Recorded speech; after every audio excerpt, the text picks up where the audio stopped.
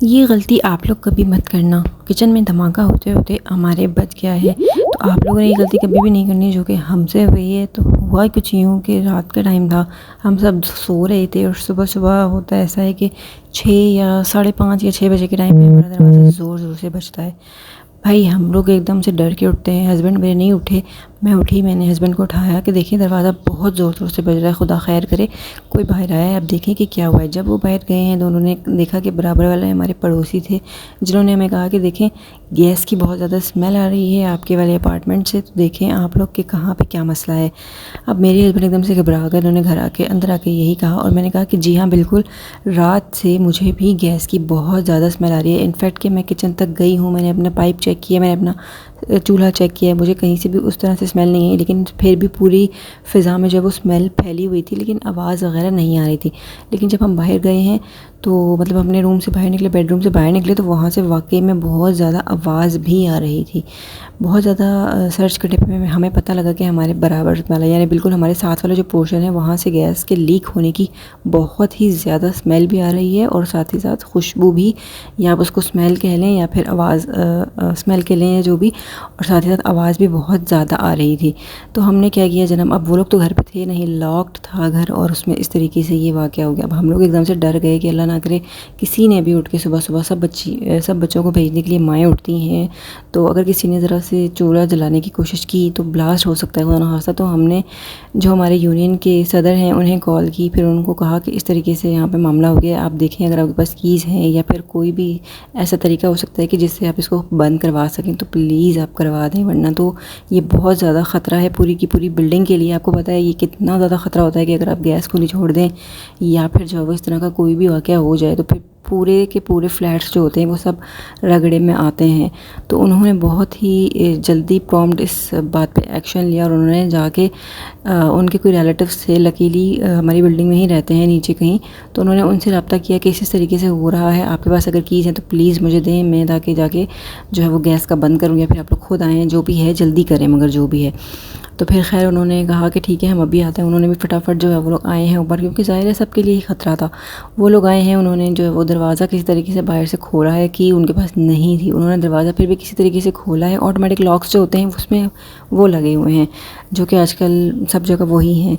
तो बहुत मुश्किल से उन्होंने दरवाज़ा जो है वो उसका लॉक तोड़ा है। फिर उसके बाद वो अंदर गए हैं और उन्होंने चूल्हे को बंद किया। चूल्हा प्रॉपरली बाकायदा तौर पे खुला हुआ था। कराची में गैस का बहुत ज़्यादा इशू है, तो आप लोग प्लीज़ प्लीज़ प्लीज़ मेरी गुजारिश है हर माँ बहन से कि जो है वो चूल्हे को आपने बंद रखना है। वक्तन फ़वक्तन आप चूल्हे को चेक भी करती रहा करें कि चूल्हा ऑन तो नहीं है कहीं। और मैं तो कहती हूँ कि पीछे जो वॉल्व लगा हुआ होता है उसे भी आप लोग बंद ही रखा करें जब गैस अवेलेबल नहीं होती, क्योंकि मैं भी इसी तरह करती हूँ, मैं बंद रखती हूँ क्योंकि ये हमारी सेफ़्टी है और सेफ़्टी से बढ़ के हमारे लिए कुछ भी नहीं होता।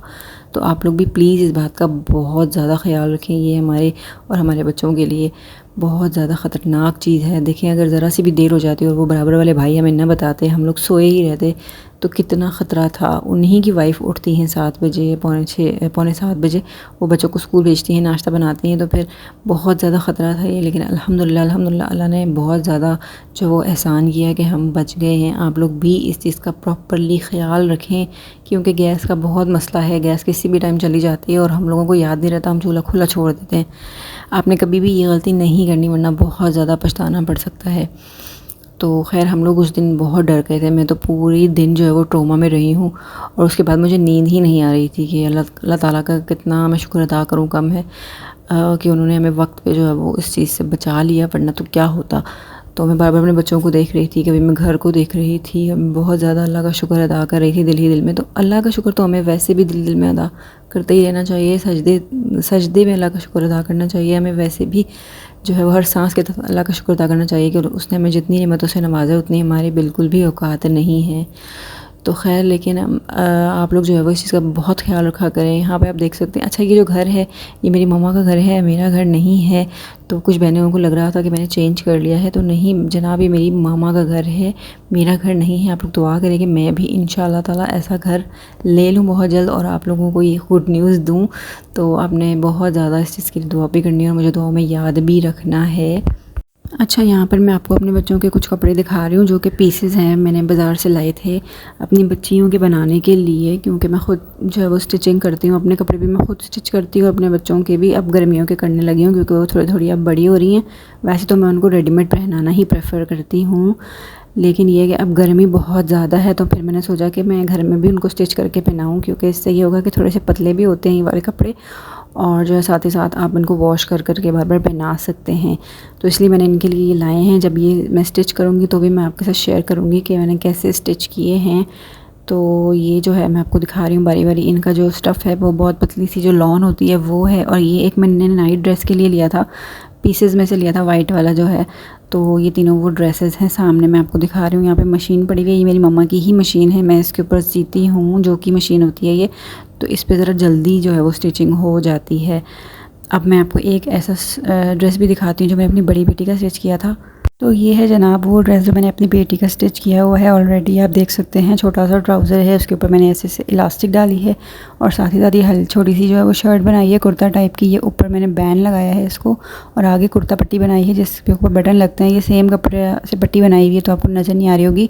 तो ये देखिए मैं आपको उठा के दिखा रही हूँ, इस तरह से ये बटन खुलेगा। मैं सही से दिखा नहीं पा रही हूँ क्योंकि एक हाथ में मैंने कैमरा भी पकड़ा हुआ है, मगर आई होप आपको समझ में आ रही होगी कि किस तरह से मैंने ये बनाया है, देख सकती हैं आप।